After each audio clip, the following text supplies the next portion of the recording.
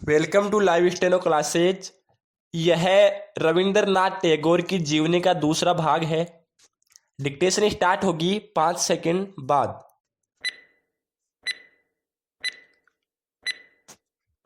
Yes, start. हमारी शिक्षा को दीवारों से घेरकर द्वार से रोककर दंड आदि देकर घंटे घंटियों से सचेत करके कितना और कैसा ही विचित्र रूप दे दिया गया है। हम अपने बच्चों को अनावश्यक रूप में अशक्त और कमजोर बना देते हैं, वे पराशरी और अकर्मण्य बन जाते हैं। परमात्मा की इच्छा है कि हमारे बच्चे इस विशाल खुले जगत के रिक्त स्थान में धीरे धीरे उन्नति करें। माता के गर्भ में 10-10 मास रहकर बच्चे विद्वान नहीं हुए, उस दोष के लिए उन्हें परिश्रम का कठोर दंड मत दो, उन पर दया करो। इसलिए हमें वन और जंगलों की आवश्यकता है। हम आदर्श विद्यालय स्थापित करना चाहते हैं, तो हमें नगर से गांवों में खुले आकाश के नीचे विशाल मैदान में प्राकृतिक वृक्षों के मध्य उनका प्रबंध करना चाहिए। रविंद्रनाथ टैगोर मूलतः एक कवि थे। उनकी कविताओं में उनके जीवन दर्शन का स्पष्ट परिचय मिलता है।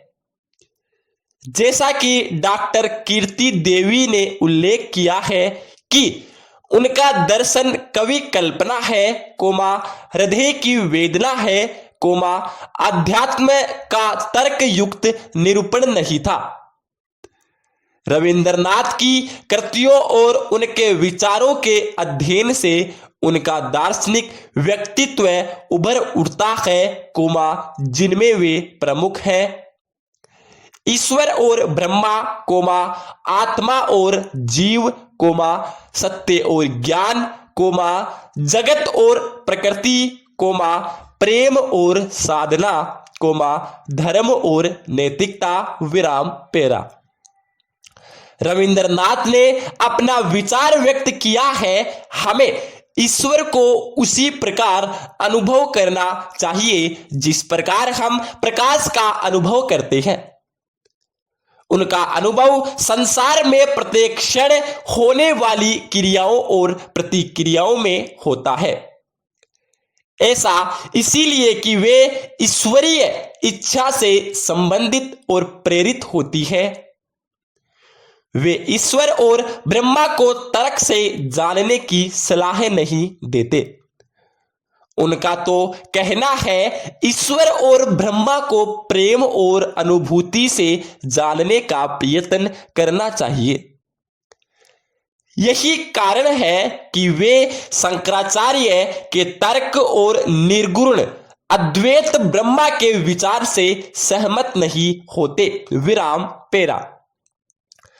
रविंद्रनाथ टैगोर ब्रह्मा विग्रह का मानवीयकरण करके देखते हैं। मानवीय आधारों पर ही वे ब्रह्मा साक्षात्कार की शिक्षा देते हैं। वे मानव को ब्रह्मा का ही एक विग्रह मानते हैं। ईश्वर और ब्रह्मा में उनकी पूरी आस्था है। वे दोनों के प्रति आस्तिक और सगुणवादी विचार रखते हैं। उनका मानना है कि ईश्वर से मानव को जोड़ने वाले दो भाव हैं और वे हैं प्रेम और आनंद, विराम पेरा। रविंद्रनाथ टैगोर जीव की आत्मा को ब्रह्मा से अलग मानते हैं। वही यह भी मानते हैं कि आत्मा यद्यपि स्वतंत्र है, तथापि उनकी स्वतंत्रता ईश्वर की इच्छा पर निर्भर है।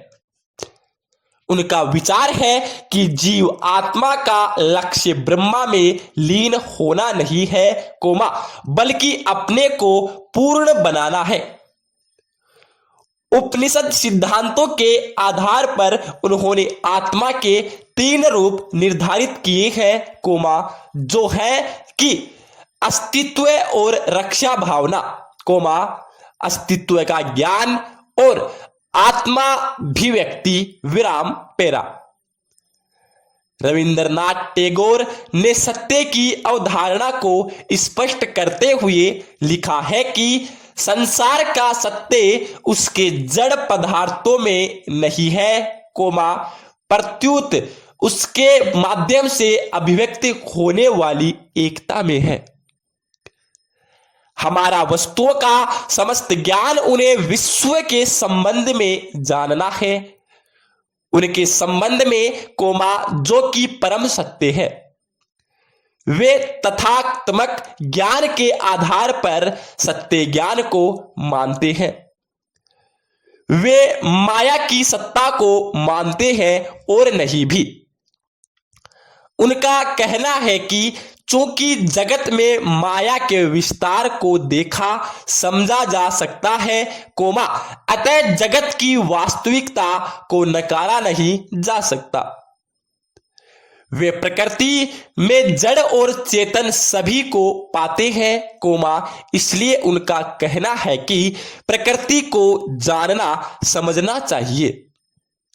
उनका विचार है मनुष्य भी अपना संतुलन खो देगा, कोमा यदि वह सर्वव्यापी प्रकृति की गोद छोड़कर मानवता के ही रास्ते पर चले। उनके काव्य कृति वसुंधरा का परिशील किया जाए तो ज्ञान होगा कि प्रकृति के सभी उपादान पल्लव, कोमा पुष्प, कोमा दीवा, कोमा रात्रि और मनुष्य के लिए परमावश्यक है। मानव जीवन के सकारात्मक, कोमा नकारात्मक दोनों पक्ष प्रकृति पर ही निर्भर करते हैं, विराम पेरा। रविंद्रनाथ टैगोर भक्ति में प्रबल आस्था रखते हैं, फिर भक्ति का अस्तित्व प्रेम के अभाव में नहीं होता। इससे सुस्पष्ट होता है कि वे प्रेम साधना को स्वीकार करते हैं, कोमा दोनों ही धरातलों पर, वैचारिक और व्यवहारिक। उनकी काव्य कृतियां गूढ़, कोमा जो प्रेम साधना की परिचायक है। अपनी रहस्यात्मकता को बनाए हुए वे विश्व का आह्वान करते हैं कि प्रेम से बढ़कर कुछ भी नहीं है, एक दूसरे से प्रेम करो। उनका तर्क है कि प्रेम से लय होता है और लय से लीनता। वे प्रेम के उभय पक्षों के प्रति आस्था रखते हैं, संयोग प्रेम साधना और वियोग प्रेम साधना, विराम पेरा। धर्म और नैतिकता को परिभाषित करते हुए टैगोर ने स्पष्ट शब्दों में कहा है कि मेरा धर्म मानव का धर्म है, कोमा जिसमें अनंत की परिभाषा मानवता है। नैतिकता के प्रति अपना विचार के में वे इस रूप में व्यक्त करते हैं कि पशु का जीवन नैतिकता से रहित होता है, कोमा किंतु मनुष्य में नैतिकता की व्याप्ति अवश्य होनी चाहिए, विराम पेरा। जहां तक धर्म और नैतिकता की बात है, कोमा दोनों का एक दूसरे से घनिष्ठ संबंध है। उनके अनुसार सच्चा धर्म नैतिक चेतना को उत्पन्न कर बनाता है। यही कारण है कि वे धर्म और नैतिकता को एक ही दृष्टि से देखते हैं। वे क्षणिक और वासनामय सुख के विरोधी हैं। वे आध्यात्मिक और आत्मिक सुख को वास्तविक सुख की संज्ञा देते हैं। उनका मानना है कि दुख के पोषण से नैतिकता में अभिवृद्धि होती है, पूर्ण विराम। धन्यवाद।